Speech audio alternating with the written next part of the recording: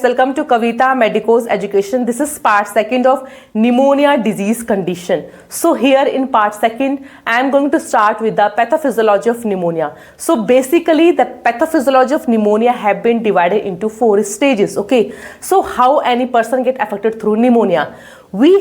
First we have defense mechanism in our body. So what are those defense mechanism? Like in nose we have hair and mucus.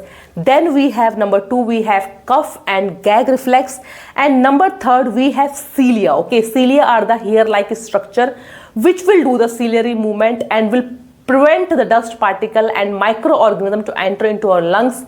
And next, number 4 we have macrophages in our alveoli. Okay, so these macrophages will engulf any foreign particle or bacteria. So as we have defense mechanism, but some person get pneumonia. Okay, some person suffered from pneumonia. Why it is happening? Okay, why it happens?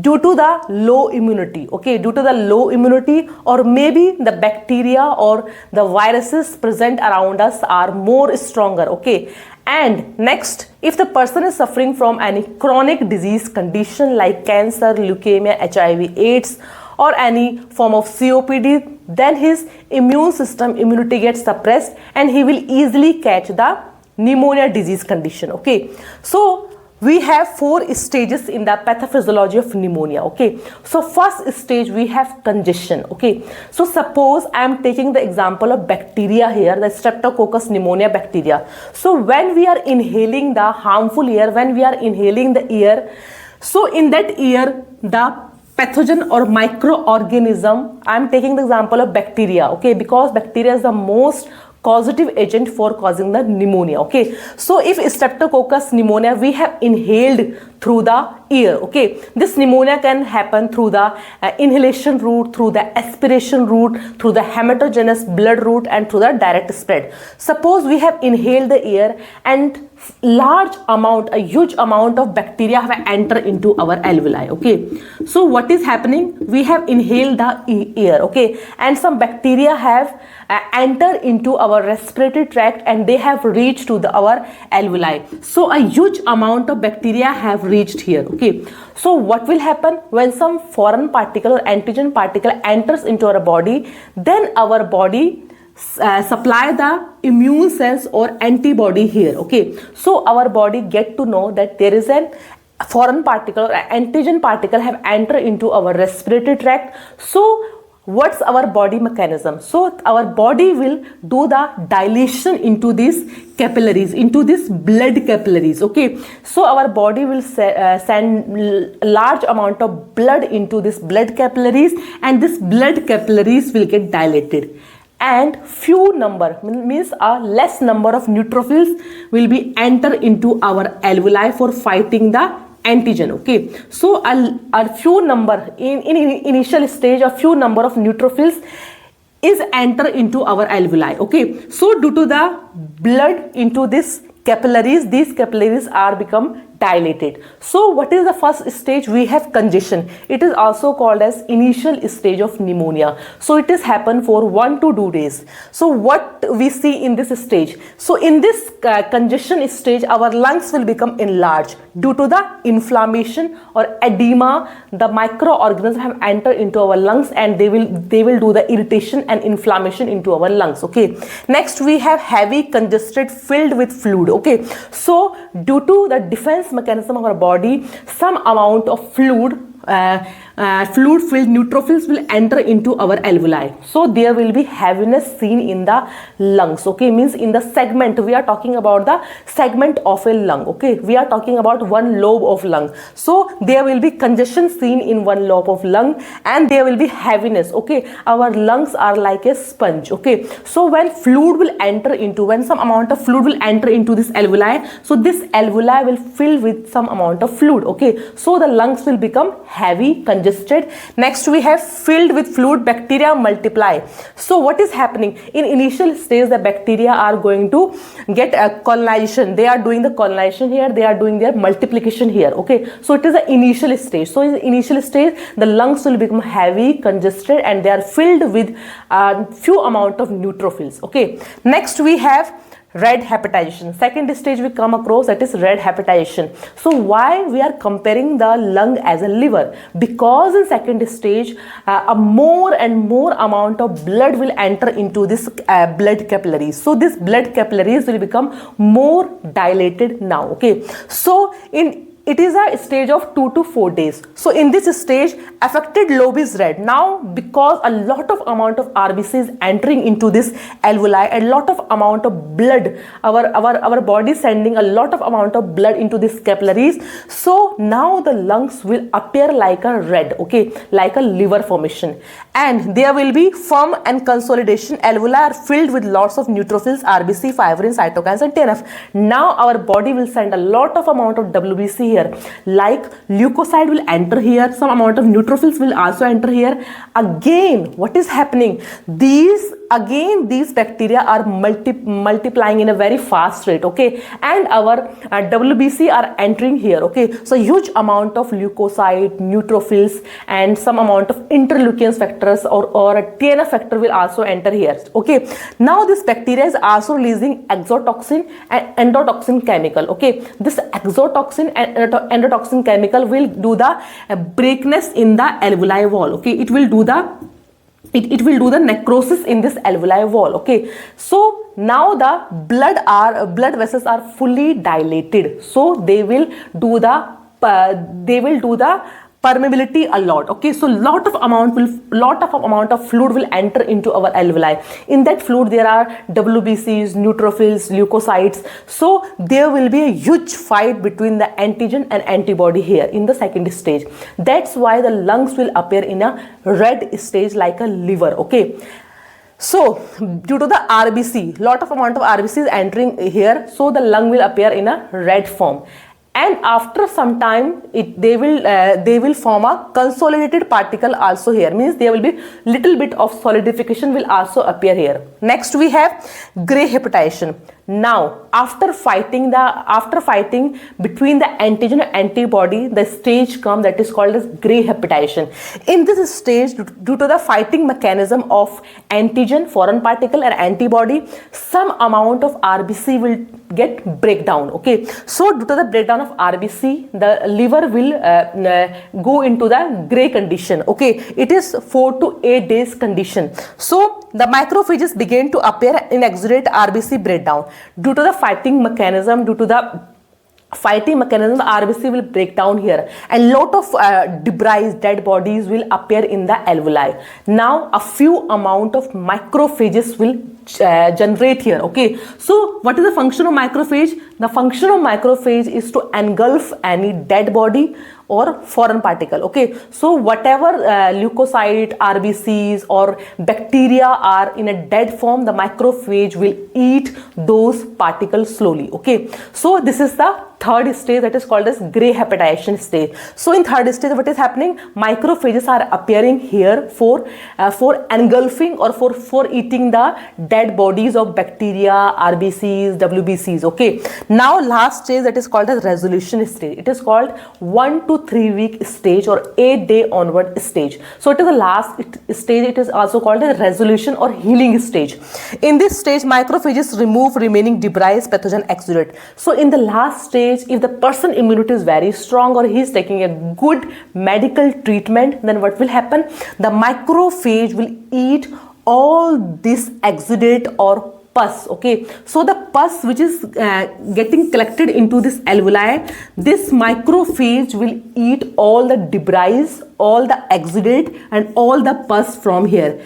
And after some time, when it will clean up this alveoli, it will eat all the debris and exudate, then this macrophage will disappear from the alveoli. And now in the last resolution stage, our alveoli are healthy, okay. So there will be easily gas exchange happen into our alveoli because the macrophage have eaten all the debris and exudate and the pus here. So again our alveoli come into the healthy stage. But when it will come into the healthy stage? When the person immunity is in a good form or he is taking a good medical treatment.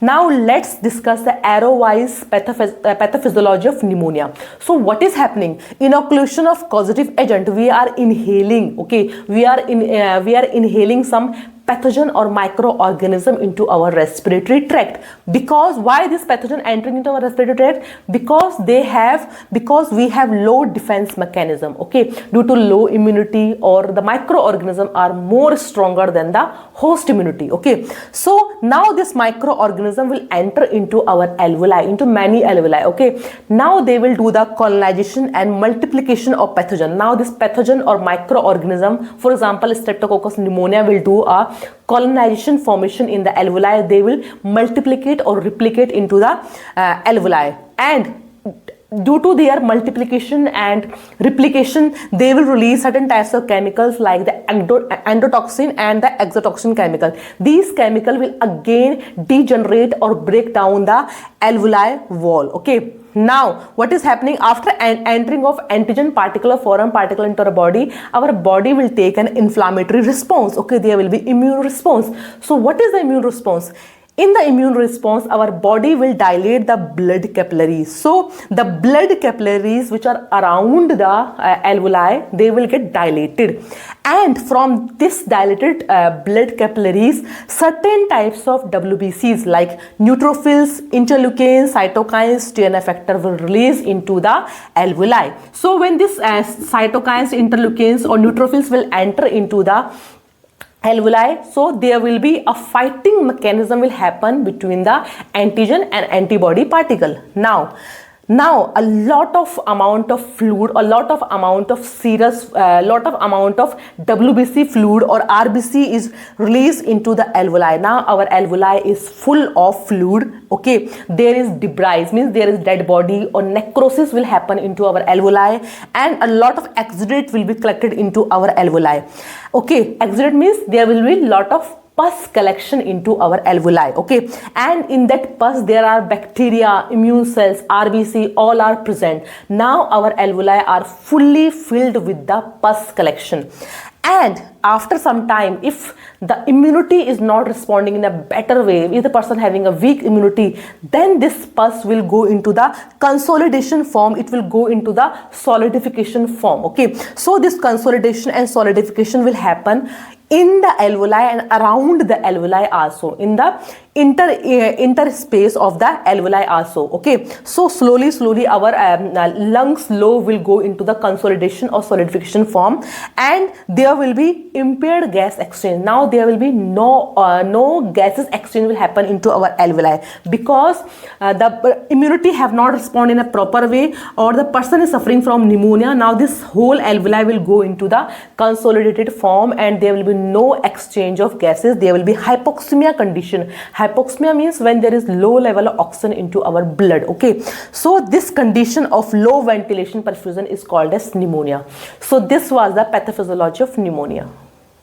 Next we have sign and symptoms of pneumonia. So what are the clinical manifestation that we see in the pneumonia disease patient? First we have flu-like symptoms. In the starting phase of pneumonia disease condition, the patient will have sign and symptoms just like cold and flu. Okay, if this cold and flu does not heal by itself, or if this cold and flu get worsen over time, it means the patient is suffering from pneumonia disease condition. Sometimes the patient get fever with chills. Next we have cough. So there is a dry cough also, or there is a productive cough also. If the patient is having a dry cough, it means the patient have suffered from viral pneumonia infection. And if this cough is very productive, the bulgum or phlegm is coming in the cough, it means there is a bacterial infection. And in bacterial infection, the cough can also go into the yellowish or greenish color. Next we have fever. So in pneumonia disease condition, the patient suffer from fever disease condition. In case of bacterial pneumonia, the fever will be be sudden and it will be high grade fever, but in case of viral pneumonia the fever will be in a mild condition, low grade fever. Okay, next we have dyspnea, means shortness of breath. So patient will suffocate for breathing. Okay, as the patient lungs are congested with the phlegm or bulgum, so he will feel difficulty in breathing. Next we have chest pain. So there will be chest pain in the patient. Okay, this pain can be very sharp, stabbing, or sharp pain in the chest, as the patient is using all his accessory muscles for breathing. That's why he will have a chest pain condition. Next we have fatigue. So due to the coughing and mucus production, as well as the patient is not able to breathe in a proper way, so he will have a fatigueness condition in his body. He will suffer from weakness, tiredness condition. Sometimes the patient can also go through the loss of appetite condition, and he will also feel nausea and vomiting. Next we have tachypnea. As the breathing, as there is a low level of oxygen in the blood, there is a hypoxemia condition in the blood, so patient will suffocate for the oxygen. So he will have a high breathing rate more than the normal. As well as if the patient is having a tachypnea condition, there is a respiratory rate increase. It means he will also go through the tachycardia condition also. Okay, so there will be tachycardia as well as tachypnea condition. So and the BP of the patient will be in a low condition. He will suffer from the bradycardia condition also.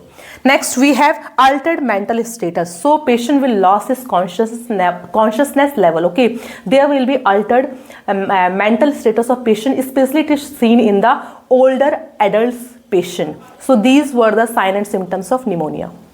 Next we have diagnostic evaluation of pneumonia. So what is the diagnostic procedure for the pneumonia disease condition? First we have medical history. So in medical history you will collect all the past as well as the present history of the patient.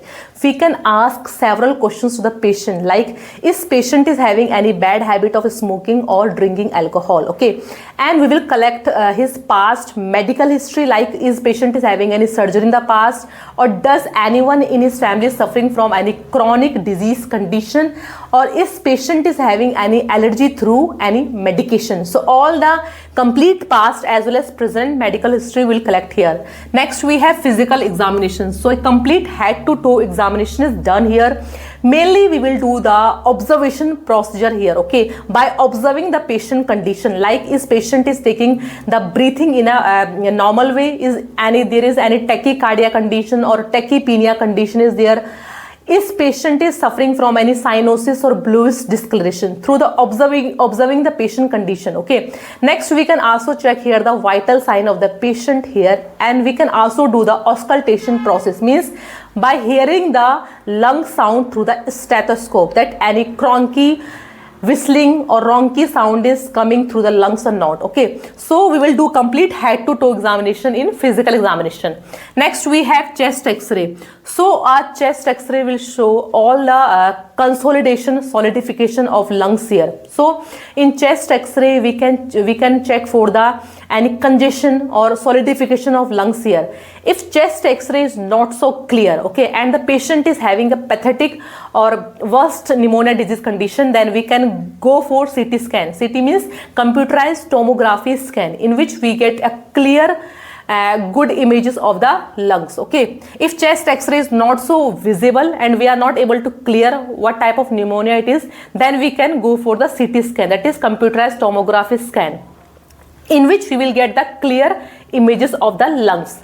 Next we have blood test. So blood test is mainly done for the disease condition, means which type of bacteria, is there any bacterial pneumonia, is there any fungal or viral pneumonia is there or not. Okay, so we will check the blood test of the patient. If WBC amount, like if neutrophils, macrophages amount is increased here, it means our body is fighting back against the infection, there is some infection in the body. Okay, so we will check for the blood test. Okay, next we have gram stain. So through the gram staining we can check that is there any gram positive bacteria or negative bacteria is there. Okay, so it will be easy for the physician to give the antibiotic to the patient according to the bacteria. Okay, so we can also do the gram stain or gram culture. Next we have sputum culture. So through the sputum, mainly we take a bulgum or phallus here. Okay, so through the condition of a bulgum or phallus, like is there any yellowish or greenish bulgum is coming or not. Okay, so through the sputum culture we will check the bacterial infection here. Okay, so sputum culture is also important. Next we have pulse oximeter. So it is a non-invasive test in which we will insert a small device into the patient finger or in the earlobe. Through the pulse oximeter we will check the saturation of oxygen in the blood. Okay, and this pulse oximeter also show other vital signs like BP, pulse and temperature also. So it is a non-invasive test. Next we have arterial blood gas analysis. ABG test is done in the serious condition. Okay, if the pneumonia is in worst condition, then we will go for ABG test. Okay, so in ABG test we will check the partial pressure of oxygen. So how much is the partial pressure of oxygen? That is 85 to 100 mmHg. And what is the partial pressure of PCO2, carbon dioxide? The normal range of PCO2 is 35 to 45 mmHg. And what is the normal range of pH? That is 7.35 to 7.45. Okay, so if the pneumonia is in worst condition, then we will go for the ABG test. In this ABG test we can also check other bicarbonates level also. Next we have bronchoscopy. So bronchoscopy is a procedure in which a flexible guide catheter or tube is inserted into the trachea, bronchi and bronchioles. Okay, in this tube a camera is attached, so we can also see the videography of the trachea and bronchi and bronchioles here. Okay, so a complete clear images and clear pictures are seen through the bronchoscopy test. And through the bronchoscopy we can also take the tissue culture or tissue sample from the trachea region or through the bronchi region. Okay, so we can also go for a tissue culture here. Okay, next we have thoracentosis. Thoracentosis means a procedure in which a pleural fluid is taken out. Okay, and in that pleural fluid we can check for any bacterial, is there any bacterial pneumonia or what kind of bacteria is there in the pleural fluid. Okay, so thoracentosis means removing a fluid from the pleural cavity. Next we have PFT, that is pulmonary function test. So in PFT there are two types of tests, like first we have spirometry and next we have lung function test. So through the spirometry test we check the input and output of the lungs, that how much air the patient is able to take in the lungs and how much he can expire out. Okay, how much he can exhale out and what is the residual volume of air in the lungs. So a complete inspiration and expiration air is we can check through the PFT test, means a lung function test is taken here. These are the diagnostic evaluation of the pneumonia. Next we have management of pneumonia. So here the management of pneumonia have been divided into two categories. First we have pharmacological, that is medicinal management, and next we have non-pharmacological, non-medicinal management. So here we study about the medical management. So first we have antibiotics. So to prevent the patient from the bacterial infection, we will give the antibiotics to the patient. Like in mild case of pneumonia, if the condition is not in a severe form, then we will provide the antibiotics through the oral route, like azithromycin and clarithromycin. Next, if the pneumonia is in a severe or in moderate condition, then we will give the antibiotics through the IV route, that is fluoroquinolone and levofloxacin. So never skip the antibiotics course in between. Okay, always do the full course. Make sure to always do the full course of antibiotics, because if you will skip the antibiotic course after 1 or 3 days, then the bacteria will become more resistant or more stronger. Next we have antiviral therapy. If the pneumonia is due to the viruses, okay, then we will give the antiviral medicines to the patient, like rimatadine, amantadine and oseltamivir. In some cases of virus, the pneumonia get healed by itself. Okay, there is no need to take the antiviral medicine. But in few viruses, we have to take the antiviral medicine. Next, we have antifungal medicine. If pneumonia have caused to the fungal infection, then we'll provide the antifungal medicine to the patient, like fluoroquinolone and ipraconazole. Okay, so fungal medicines are taken for a long duration. Okay, next we have bronchodilators. If there is a bronchospasm in the bronchioles, there is a narrowness in the bronchioles, then we'll provide the bronchodilators to the patient, like albuterol and ipratropium. Next medicine we have corticosteroids. If the pneumonia is in a severe condition, in a worse condition, and there is a complication of asthma also, okay, if there is a symptoms of asthma also, then we'll provide the corticosteroid medicine. These are anti-inflammatory, anti-swelling medicine like prednisone and methylprednisolone. Next we have oxygen therapy. If patient is not able to maintain his oxygen need, okay, he is feeling difficulty in breathing, then we'll provide the supplemental oxygen to the patient through the nasal cannula or through the oxygen mask. Like supplemental oxygen is to maintain the adequate oxygen level. Next we have cough medicine, okay. So always make sure to give the cough medicine if the patient is having a dry cough, okay. In dry cough, we give the bromohexine and hydrocodone, okay. In wet cough, we will not provide the cough suppression medicine, okay. Expectorant and mucolytics. So these expectorant and mucolytics will thin out, okay, will thin out that bulgum or phlegm, okay. It will break the bulgum and phlegm, so it will be easy for the patient to release it out. We have example guaifenesin, and that is mucolytic drug. Next we have vaccination. So to prevent from the pneumonia, we will do the vaccination in children and in older adults who are more than 65 years of age. So vaccination is very important in infants or in children and the people who are immunocompromised and the people who are older adults. For example, we have few vaccines like flu vaccine, we have Prevnar 13, we have PCV 23, we have Hib vaccine, that is the influenza vaccine. Next we have NSAIDs. NSAIDs is given for other symptoms of pneumonia, that is non-anti-inflammatory drugs. If patient is having pain while he is coughing, then we will give the ibuprofen to the patient. If patient is going through the fever condition, then we can provide the paracetamol to the patient. If there is a decongestion in the nose, okay, of the patient, then we will give the antihistamines or anti-allergic medicines to the patient. Next we have nursing management of pneumonia. So here in nursing management or non-pharmacological management of pneumonia, first we have regularly monitor its vital signs. So it's important to monitor all the vital signs of the patient, especially the temperature and the blood pressure, heart rate, and especially the respiratory rate of the patient, the depth of the respiration and the effort of breathing, okay. And you can also observe the patient, like is patient is having any cyanosis or bluish discoloration. So it's important to monitor all the vital signs of the patient. Next we have assess the color. So assess the color of sputum, okay. Is any brownish, bluish or any greenish color is there not. Next we can assess the consistency, okay. We can assess the thickness of the bulgum and amount of the sputum or phlegm. Next we can place the patient upright or semi-fuller position. So to give a comfortable bed position to the patient, like we can give a semi-fowler position, we can give fowler upright position, and if the patient is completely bedridden, then you can change his position after every 2 hours, okay. Next we can encourage oral fluid intake. So it's important to make sure the patient body is well hydrated, okay. Oral fluid is important because this oral fluid will make the bulgum or phlegm into thin mucus, okay. It will break down the phlegm.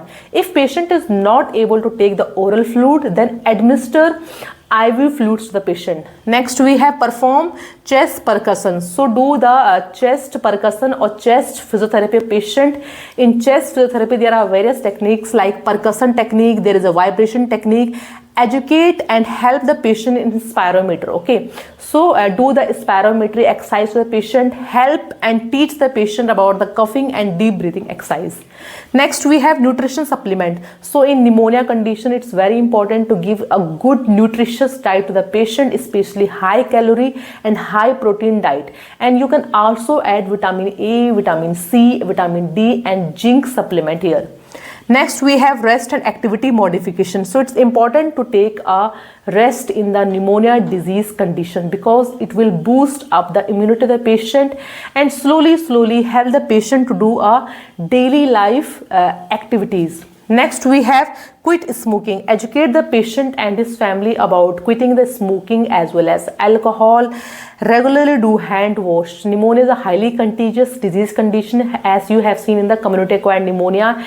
And while you are coughing or sneezing, always make sure to put a handkerchief or tissue while you are coughing or sneezing, and do not go in a polluted or chemical areas. So these were the management of pneumonia. Friends, if you have liked my videos, please hit the bell icon and like, share and subscribe my channel for more new notification. Thank you.